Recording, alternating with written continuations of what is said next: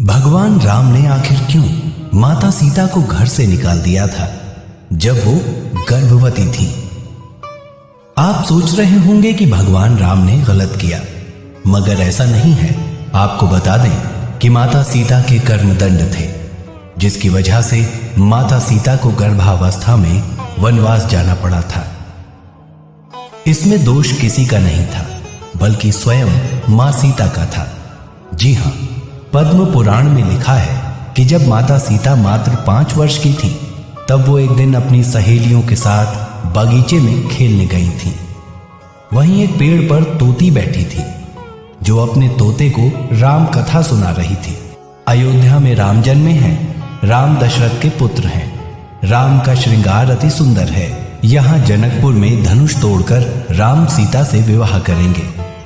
तोती को ये कहानी इसलिए मालूम थी क्योंकि तोती और तोता वाल्मीकि जी के आश्रम में रहा करते थे, जहां रोजाना वाल्मीकि जी अपने शिष्यों को राम कथा सुनाते थे।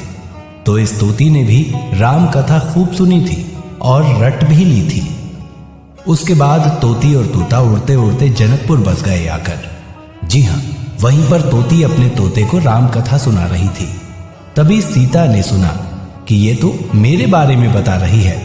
तो मौका देखकर चुपके से माता सीता ने तोती को पकड़ लिया और उसे पिंजरे में कैद कर दिया और बोली कि तुमने बहुत बढ़िया कथा सुनाई है, और सुनाओ।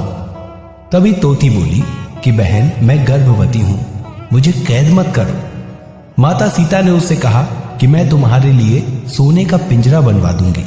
यकीन मानिए, माता सीता ने रातों रात सोने का पिंजरा बनवाया भी और तोती से कहा कि इसमें रहो और तुम्हें जो खाना हो वो बोलो, मैं तुम्हें खिलाऊंगी, पर तुम मेरे पास रहो। तोती बोली, हे सीते, तुमने भले ही मेरे लिए सोने का पिंजरा बनवाया हो, मगर मेरे लिए तो खुली हवा ही सोने के समान है। तोती गिड़गिड़ाते हुए रोने लगी और बोली कि मैं तुम्हारे सामने हाथ जोड़ती हूं, मुझे बंधन से मुक्त कर दो। मगर उस वक्त माता सीता निर्दयी और स्वार्थी बन गई, जिसके चलते वो तोती बेचारी तड़प तड़प कर मर गई। उस वक्त तोती को मरा देख तोते ने माता सीता को श्राप दिया कि हे सीता, तुमने मेरी पत्नी को मुझसे गर्भावस्था में दूर किया है। जाओ, मैं भी तुमको श्राप देता हूं कि जब तुम गर्भवती होगी तो तुमको भी तुम्हारा पति खुद से दूर कर देगा।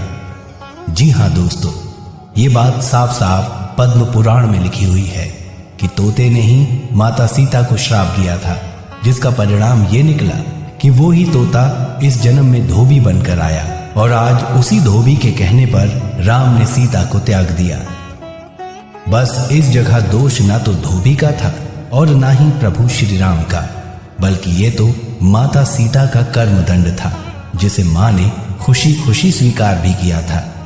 तो दोस्तों, माता सीता से सीखिए कि अपने कर्मों का दंड यहीं भोगना पड़ता है, इसलिए इसे हंसते हंसते स्वीकार कीजिए और भोगिए। जब कर्मों के भोग भोगने से हमारे भगवान नहीं बच पाए, तो हम तो उन्हीं के बनाए हुए इंसान हैं। डाउनलोड मौज।